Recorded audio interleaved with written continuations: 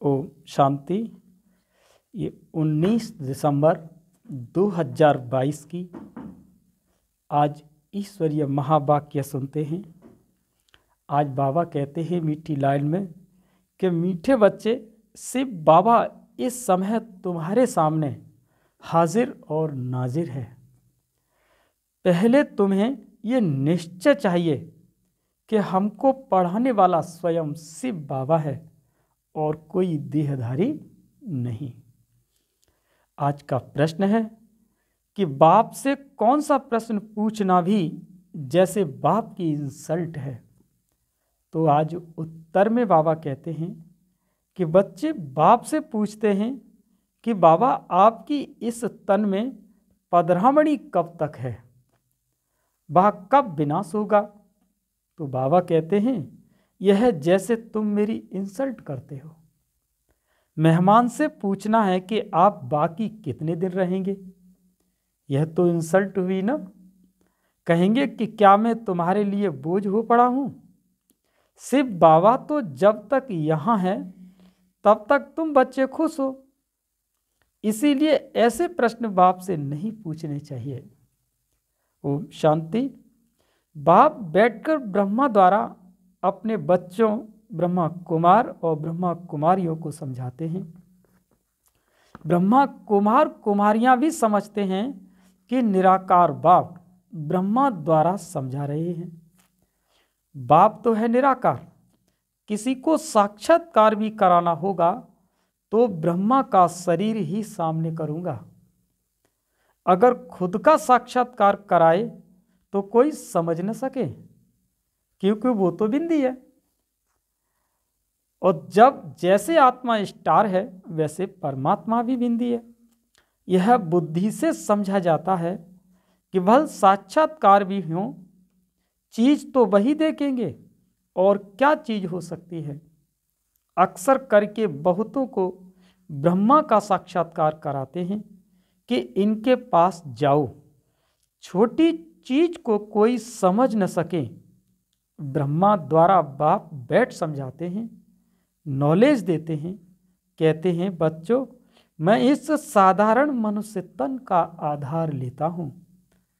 ब्रह्मा तो नामी ग्रामी है, समझेंगे कि बाबा इसमें है। ये बाबा का रथ है। बाबा नहीं होता तो ये ब्रह्मा भी काहे का, तो यह बीके भी काहे के। बच्चों को नॉलेज मिलती है। तुम समझते हो कि नॉलेज सिवाय परम पिता परमात्मा के कोई दे नहीं सकते। नॉलेजफुल वो निराकार है, सिवाय ऑर्गन्स के ज्ञान दे कैसे सकते हैं। बच्चों को ये निश्चय हो जाना चाहिए कि इस समय बाबा हाजिर और नाजिर है। बुद्धि कहती है कि बाबा इसमें प्रवेश है। जो बैठ नॉलेज देते हैं उस परम पिता परमात्मा के सिवाय स्वर्ग का वर्षा मिल न सके। तुम बच्चे जानते हो कि भक्ति मार्ग में जो भी त्योहार आदि मनाए जाते हैं वो सब इस समय के ही यादगार हैं।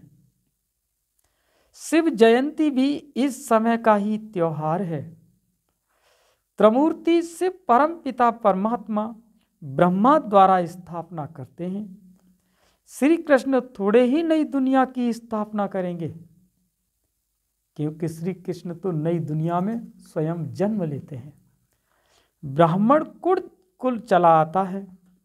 उनको ये पता नहीं कि ब्राह्मण सो देवता बन जाते हैं। ब्रह्मा की औलाद तुम ब्राह्मण हो। जो भी मनुष्य मात्र हैं सब धर्म वाले, उन्हों को समझ में आता है कि हमारा ग्रेट ग्रेट ग्रैंडफादर ब्रह्मा है, जिसको आदम बीवी अथवा आदिदेव आदि देवी कहते हैं। वह भी शिव बाबा की रचना है। बाबा ने रचना कैसे रची, एडॉप्ट किया, ये है पहले नंबर की बात। अल्फ के बाद फिर बे। इन बातों को जो अच्छी रीति समझते हैं वही बाबा कहते हैं ऊंच पद पाते हैं। अभी तुम बच्चे समझते हो कि मनुष्य कितना घोर अंधेरे में है। कल्प पहले भी जब आग लगी थी तब जगे थे, वह सीन फिर होगी। होना भी जरूर है। दूसरे धर्म वाले इन बातों को समझेंगे नहीं, न पुरुषार्थ करेंगे। सतयुग में तो इतने मनुष्य आ न सके।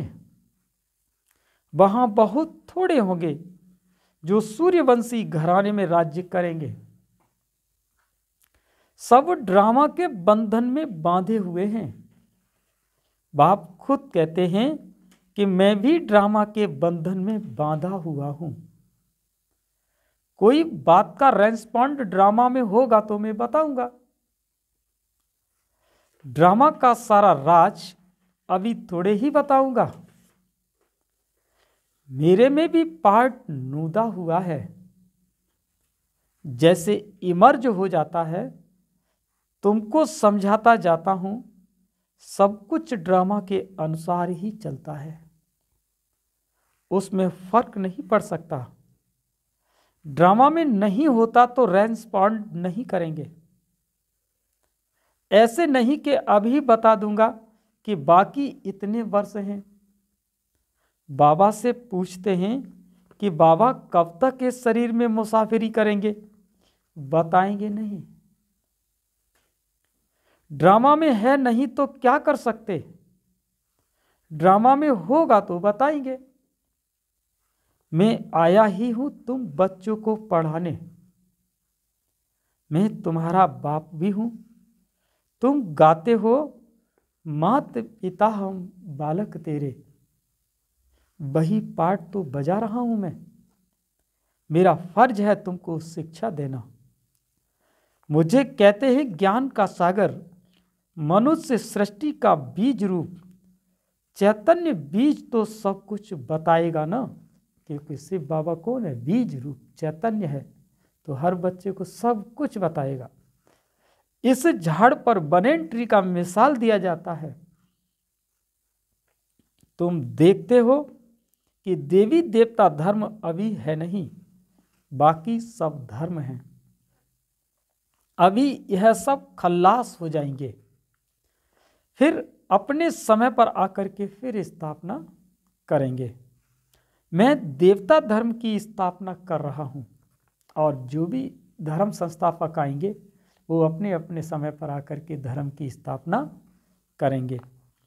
जब वह धर्म प्राय लोप है, चित्र है, परंतु यह किसी को पता नहीं है कि देवी देवता धर्म कब था और कहाँ गुम हो गया। सिर्फ कहेंगे कि लक्ष्मी नारायण का राज्य था। वह शास्त्र आदि सब भक्ति के लिए हैं। द्वापर में बैठ ये शास्त्र आदि बनाएंगे। सचखंड में सिर्फ देवता राज्य करते थे। यह है ही झूठ खंड। वहां तो कोई भी पाप नहीं होता। अभी बाप तुमको पुण्य आत्मा बना रहे हैं। ड्रामा में नूद है। रावण राज्य में ही भक्ति शास्त्र आदि शुरू होते हैं। यह अनादि ड्रामा शूट हुआ पड़ा है। यह है ही झूठी दुनिया। ईश्वर के लिए भी झूठ ही झूठ बोलते हैं, और ईश्वर तो ऊंचे ते ऊंच है। हम उनसे मिलना चाहते हैं तो जरूर उनसे कुछ मिलता है। बाप से क्या मिलेगा? वो तो सर्व का सद्गति दाता है और सर्व को दुख से छुड़ाते हैं। बाबा कहते हैं ये रावण भी बड़ा जबरदस्त है। आधा कल्प उनका राज्य चलता है, परंतु वह दुख देते हैं, इसीलिए सब मनुष्य बाप को याद करते हैं। रावण तुम्हारी सारी राजधानी छीन लेता है। इतना जबरदस्त है। अब तुमको मालूम पड़ा है कि बाप हमको वर्षा देते हैं और रावण श्राप देते हैं। मनुष्यों को ये पता नहीं है कि बाप कब वर्षा देते हैं, और श्री कृष्ण का नाम गीता में डालने से गीता को झूठा कर दिया है। बड़े ते बड़ी भूल ये है, ये बाबा भी तो नारायण का पक्का भगत था। ब्रह्मा बाबा भी तो किसकी पूजा करते थे? नारायण की पूजा करते थे। गीता पढ़ता था, गीता पढ़ने बगैर कोई काम नहीं करता था। इतना ब्रह्मा बाबा भक्ति में लीन थे। और जब साक्षात्कार हुआ और निश्चय हो गया कि बाप हमको ये लक्ष्मी नारायण का वर्षा देते हैं, सब छूट गया बाबा का। अभी तो बहुत कुछ समझ में आ गया। सिर्फ बाबा समझाते रहते हैं, कभी कोई शास्त्र नहीं उठाया। बाबा सुना रहा है, यह भी कहते हैं कि मैं सुन रहा हूँ। कभी बाबा नहीं है तो यह भी सुनाते हैं, इसमें बाबा है, इसीलिए ब्रह्मा का नाम इतना नहीं है। अजमेर में एक मंदिर बनाया है, परंतु कुछ समझते नहीं। श्री कृष्ण को मुरली दी और सरस्वती को सितारा दिया, और सरस्वती को गॉड ऑफ नॉलेज कहा, और गॉड ऑफ नॉलेज ब्रह्मा के बदले श्री कृष्ण को कह दिया। मूझ गए। बाप बैठ बच्चों को समझाते हैं कि त्रिमूर्ति में श्री कृष्ण तो है नहीं, भल करके है परंतु गुप्त। राधे कृष्ण ही लक्ष्मी नारायण बनते हैं, यह भी किसी को पता नहीं है। बाबा ने कहा ना, भल करके है लेकिन गुप्त है। वो कैसे है? कहते हैं ना कि श्री कृष्ण का जब स्वयंवर हुआ तो वो नारायण बना, तो विष्णु ही कौन है? नारायण है। तो ब्रह्मा बाबा विष्णु नारायण की तो पूजा करता था।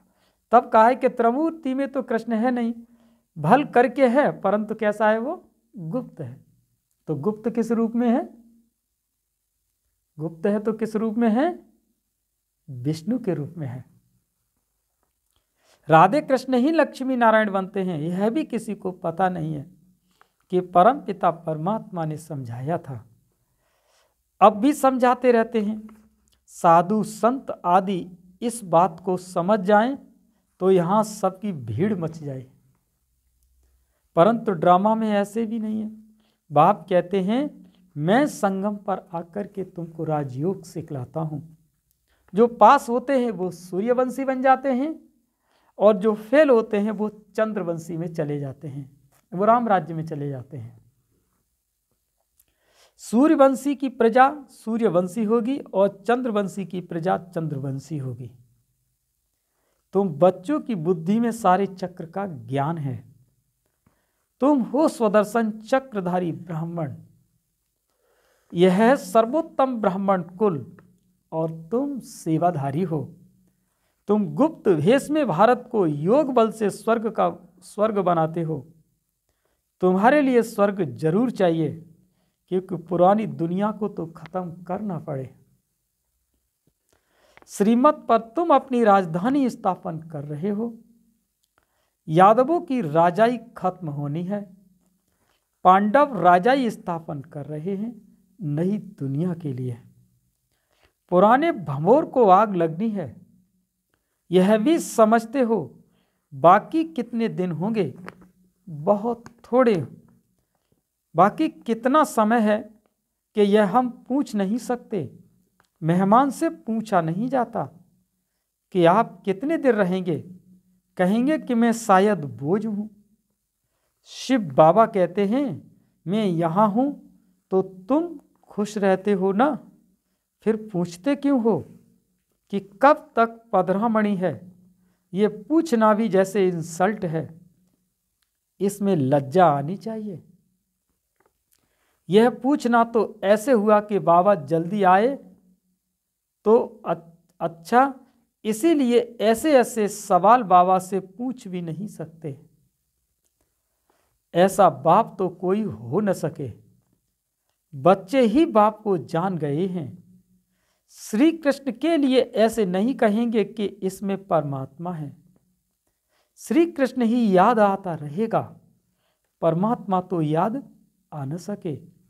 श्री कृष्ण को ही देखते रहेंगे, शिव को ही याद ही न करें। इसलिए तुम बच्चों को समझाया गया है कि शिव बाबा को याद करो, देह अभिमान में नहीं रहना है। श्री कृष्ण की महिमा कोई कम नहीं है। बाप कहते हैं मुझे आना ही है पराई देश और पुराने शरीर में। श्री कृष्ण तो रावण के देश में आ न सके। अब तुम जानते हो कि श्री कृष्ण की आत्मा पुनर्जन्म लेते लेते अब इस शरीर में है। ये अंतिम शरीर है। यही फिर नंबर 1 पावन शरीर बनता है। ये सब बातें और कोई की बुद्धि में आ न सकें। रावण का चित्र बनाते हैं परंतु समझते नहीं हैं कि रावण की प्रवेशता कब से हुई। जलाते ही आते हैं। मर जाएं तो फिर जलाना बंद कर दें। मरता नहीं, हर वर्ष जलाते हैं। ये सब है भक्ति मार्ग। बाप कहते हैं मैंने तुमको सूर्यवंशी और चंद्रवंशी बनाया। तुम फिर शूद्रवंशी कैसे बने? अब फिर तुमको सूर्यवंशी चंद्रवंशी बना रहा हूं। अभी तुम जानते हो कि हम विश्व पर जीत पाते हैं फिर हार खाते हैं। जब देवी देवता धर्म था तो कोई और धर्म नहीं था। अब फिर वह धर्म स्थापन होगा तो और सब धर्म खत्म हो जाएंगे। आसार भी तुमको देखने में आएंगे। कितना साइंस का काम चल रहा है। खुशी भी मनाते हैं। ऐसा एरोप्लेन निकलेगा जो कि 3-4 घंटे में लंदन पहुंचेगा। आजकल एरोप्लेन में हाथी, बंदर, मेंढक सब जाते हैं। यह सुख के लिए भी है तो दुख के लिए भी है। वहां विमान में घूमते हैं। अभी तुम ऊंची तकदीर बनाने के लिए आए हो। तुम सो देवी देवता बन रहे हो। स्वर्ग का नाम गाते हैं परंतु जानते नहीं कि स्वर्ग कब था। कहते हैं स्वर्ग पधारा तो जरूर नरक में था। परंतु सीधा कहो तुम नरकवासी हो तो गुस्सा लगेगा। अब तुम्हारे में ताकत है कि तुम कह सकते हो कि पतित पावन को बुलाते हो तो जरूर पतित हो। बाप कहते हैं अब झाड़ जड़ जड़ी भूत अवस्था को पाया हुआ है। महाभारी लड़ाई मशहूर है। तुम जानते हो हम आए हैं राजाई लेने। हम स्थापना के निमित्त हैं। आगे चल ये सन्यासी महात्माएं भी तुम्हारी बात मानेंगे। ये सब ड्रामा में नूद है। अच्छा, मीठे मीठे सिकील दे बच्चों प्रति माता पिता बाप दादा का याद प्यार और गुड मॉर्निंग। रूहानी बाप की रूहानी बच्चों को नमस्ते।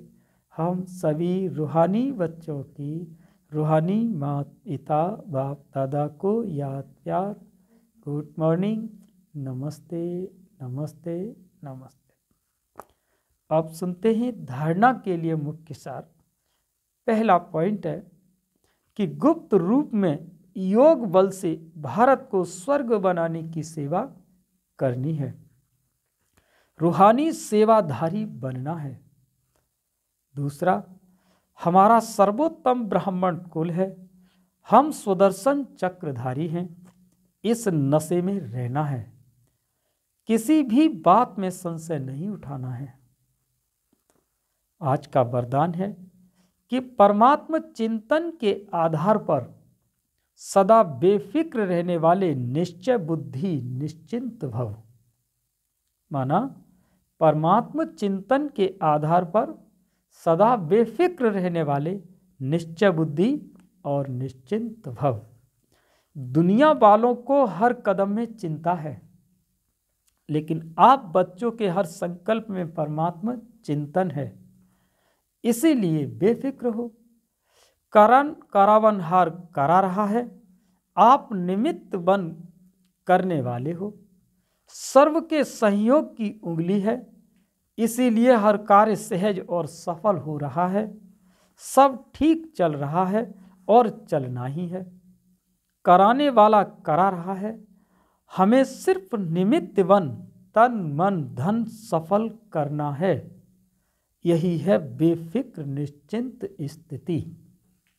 आज का स्लोगन है सदा संतुष्टता का अनुभव करना है तो सबकी दुआएं लेते रहो। अच्छा, और आज का है ये अव्यक्त इशारे हैं। आज का अव्यक्त इशारे में बाबा ने कहा है कि बाप दादा देख रहे हैं कि बच्चे सच्चाई से अपना पोता मेल लिखते हैं।